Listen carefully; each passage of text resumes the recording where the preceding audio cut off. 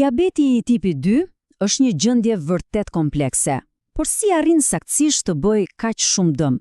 Pikërisht këtë do të bëjmë në këtë analizë. Do të ndjekim hap pas hapi udhëtimin biologjik se si zhvillohet dhe godet trupin ton, nga ajo qeliza e parë që fillon të bëjë rezistencë deri te pasojat më të rënda. Pra, para se të zhytemi thellë në biologjinë e gjithë kësaj, le të ndalemi një moment. Duhet të kuptojmë sa i madh është ky problem, sepse kjo nuk është thjesht një çështje e vogël që prek disa njerëz. Jo, këtu po flasim për një krizë shëndetësore globale. Miliona njerëz, mendoni pak për këtë shifër. Miliona njerëz në mbar botën preken nga paradiabeti dhe diabeti tipi 2. Dhe çfarë do të thotë kjo në të vërtetë? Që ka shumë mundësi që dikush që njihni, një antar i familjes, një mik apo një koleg, po përballet me këtë gjendje pikërisht tani. Dhe pasojat? Ato janë vërtet të rënda. Këtu nuk po flasim për diçka të lehtë, po flasim për shkaqet kryesore të sëmundjeve të zemrës, goditjeve në tru dhe pa aftësisë. Pra, ta kuptosh këtë proces nuk është thjesht një kuriozitet shkencor, është absolutisht jetike. Okej, tani, për të kuptuar se ku prishet sistemi, fillimisht duhet të shohim si duhet të funksionojë ai kur gjithçka shkon siç duhet. Mendojeni sistemin e karburantit të trupit si një mekanizëm i akorduar në perfeksion, një proces elegant dhe super efikas kur gjithçka është në rregull. Procesi, në fakt, është çuditërisht i thjeshtë. Hani ushqim, trupi e shndron atë në sheqer, që quhet glukozë. Më pas, pankreasi lëshon insulinën dhe insulina, ajo vepron si në çelës që lejon glukozën të hyjë në qeliza për energji. Një sistem kaq i bukur dhe i qartë i projektuar për të na mbajtur në lëvizje. Le të ndalemi pak te kjo analogji e çelësit, sepse është thelbësore ta kuptojmë. Insulina është pikërisht ai çelës. Pa të, dera e qelizës mbetet e mbyllur dhe i gjitha i karburant kaq i vlefshëm nuk mund të hyjë kurrë brenda. Pra, nuk mund të furnizoj trupin me energji. Por, çfarë ndodh kur ky sistem kaq i akorduar fillon të rebelohet?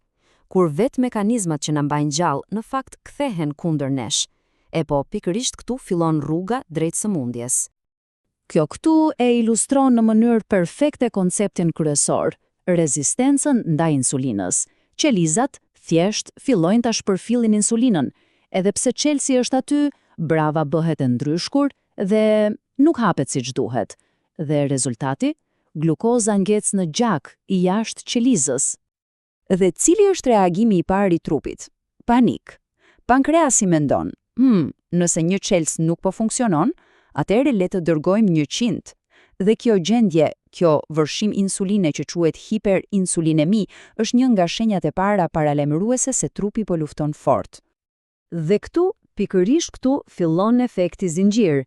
Kjo përmbytje e insulinës shkakton një rrëmuj tjetër që quhet dislipidemi. Mëlçia fillon të lëshojë në gjak llojin e gabuar të yndyrnave dhe kolesterolit, domethënë gjaku kthehet në një përzierje toksike.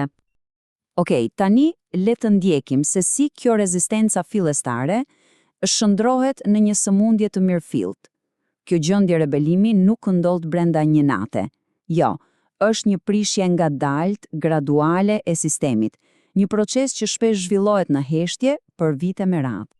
Kjo linjë kohore e tregon progresionin në mënyrë të përsosur. Fillon me atë rezistencën e heshtur, pastaj vjen ai kompensimi i tepërt nga pankreasi. Dhe më pas, arrim në pikën kritike. Qelizat beta, ato që prodhojnë insulinën, thjesht lodhen, mbin ngarkohen dhe fillojnë të vdesin. Ky është momenti kur sistemi dështon dhe diagnoza bëhet praktikisht e pashmangshme. Dhe kjo na sjell te hiperglicemia, tipari përcaktues i diabetit. Karburanti është i bllokuar në sistemin e transportit, në vend që të arrijë në destinacionin e tij. Është fiks si një kolonë e pafundme, kamionësh me benzinë, të bllokuar në autostradë, ndërkohë që qyteti aty pranë mbetet pa energji. Mirë, tani le të shohim se çfarë bën kjo përzierje toksike e sheqerit të lartë dhe yndyrnave të dëmshme ndërsa qarkullon nëpër trup. Dëmi nuk është as pak i rastësishëm, është një sulm i ngadalt, por sistematik ndaj vetë infrastrukturës së trupit. Dhe kjo është pyetja thelbësore, apo jo? Kemi këtë supë të dëmshme që qarkullon pa ndalur nëpër mijëra kilometra e gjaku delikate.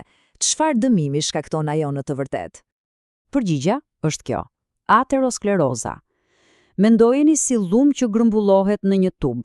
Me kalimin e kohës, ky lum, ose siç quhet plak, e bën tubin më të ngushtë dhe më të brisht.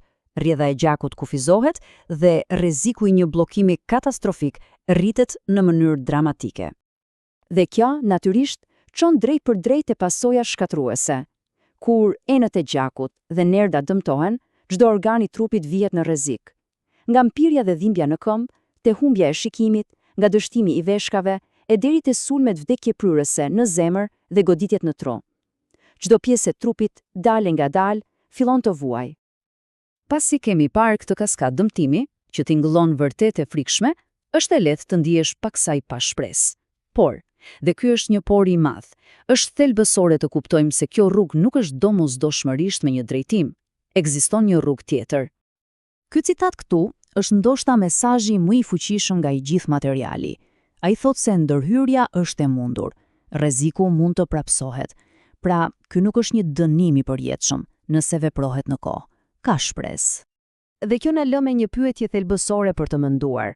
Tani që e njohim rrugën e trupit drejt sëmundjes, a nuk kemi gjithashtu një plan të qartë për ta riparuar atë? Sepse rruga drejt sëmundjes, kur e kupton, në fakt na tregon edhe hartën për rrugën e kthimit drejt shëndetit.